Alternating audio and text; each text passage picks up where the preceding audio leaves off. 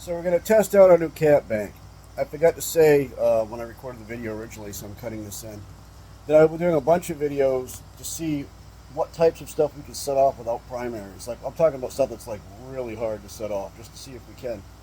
The other thing that I didn't really mention, I did kind of briefly, I believe, is that the PETN that I use in this video is completely loosely laid there, which means that it doesn't even have probably half of its full power because it's not compressed, it's not brought to density.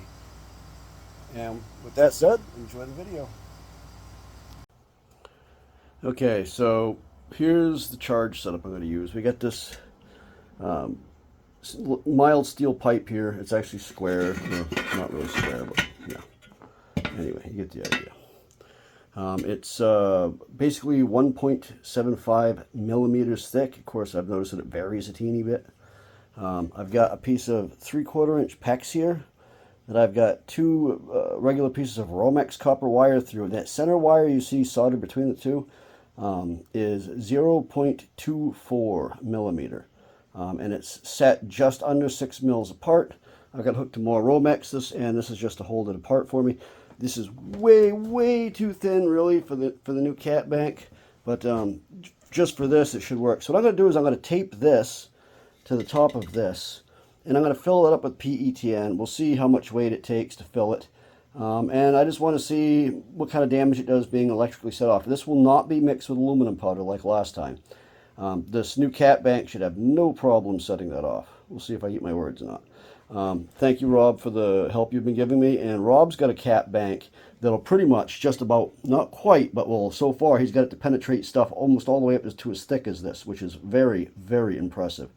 But he helped me figure out which capacitors and stuff I should get for this new bank, and the size wires and stuff to use and gap. Alrighty, let's see what happens. Okay, so here's my new capacitor bank. These are each 100 UF. And 3,000 volts. I've got it set up to 6,000 volts, and because there's two in series and two in parallel, we only have 100 UF. So it's actually technically smaller than my other bank, but it has a lot more voltage. These are very different capacitors. They will release a lot more energy faster than the others can, possibly. This wire I got running out here is way too small for what I'm doing, but we're going to use it anyway. We've got a gram of PETN here, and this is what we just made. I just want to see what it does to the... Put the bridge wire in the top so that it doesn't... So it helps direct the explosion down. I could have used more than the gram, I guess. Didn't think it would fill it. So there's that. Not even sure if it'll really set it off. We'll find out. But anyway, this is how this works, right? This one here grounds it out so that these are safe. It basically crosses it out. This one here connects our charge, the caps, to that. This is my spark gap, which is controlled by this switch here. I probably shouldn't have dumped the explosives on there yet, but oh well. It's attached to this switch here. When the switch is turned on and then this red button is pushed, when the red button is pushed, it makes a spark right there, which then triggers the cat bank to send everything down the line here. I brought this with me because of my this cardboard tube, and I brought some ear protection and high voltage gloves. And the idea is if this spark gap is wrong, when I go to close this, it could actually set it off. So I don't want to have my hand near it, and I don't want to be real close to that because we're actually fairly close. I got all that set up as a barrier.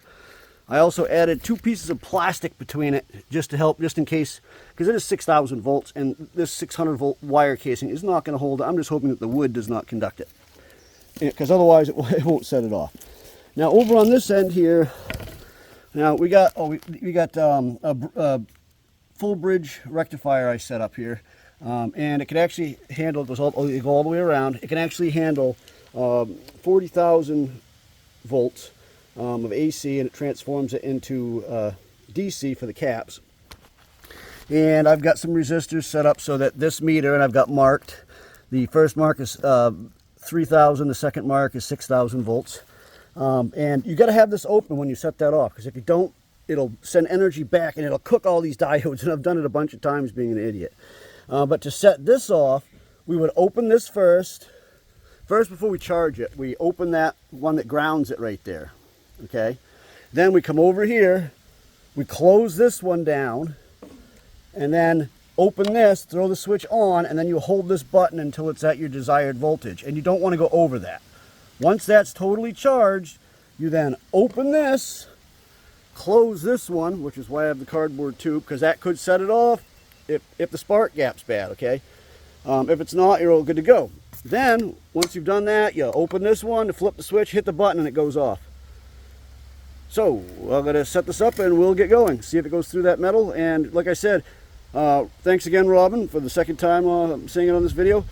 But he actually was the one that filled me in on these caps. I had a lot of problems at first because I come up with a couple ways to charge them. And I was going by, you know, with AC you have, you know, basically what it runs at, and then you have peak voltage. And I was going by what that furnace, that's a furnace firing transformer for a diesel furnace. I was going by what it said it had for voltage on it, which was 10,000. So I was going for like, you know, 12, 13,000 in rectifier voltage. And the thing is when I actually tested it, it was 14 regular running to 18 peak. So it kept cooking my darn diodes, and I didn't even know what the hell was going on. So I finally figured that out, and we're here today. Anyway, we'll be back. Okay, we're up to just under 6,000 volts. That's still open. I just opened this back up, so you can't see the voltage. It only shows volts when it's closed. I'm hoping I don't blow up my camera. I forgot my frickin' eye protection, so I'm gonna have to look the other way when I actually do this. I'm really, really hoping this does not wreck my GoPro.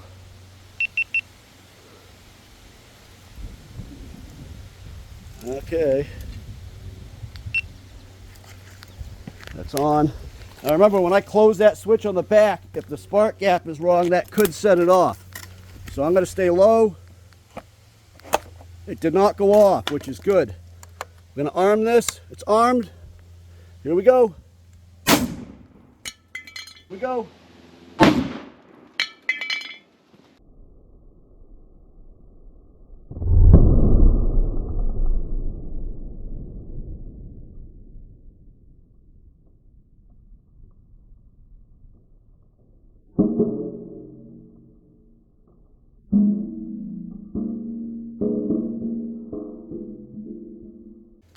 Oh yeah, have a look at that. That's pretty good. Didn't go through both sides, but it almost did. That's really nice. Can't wait to see the slow-mo.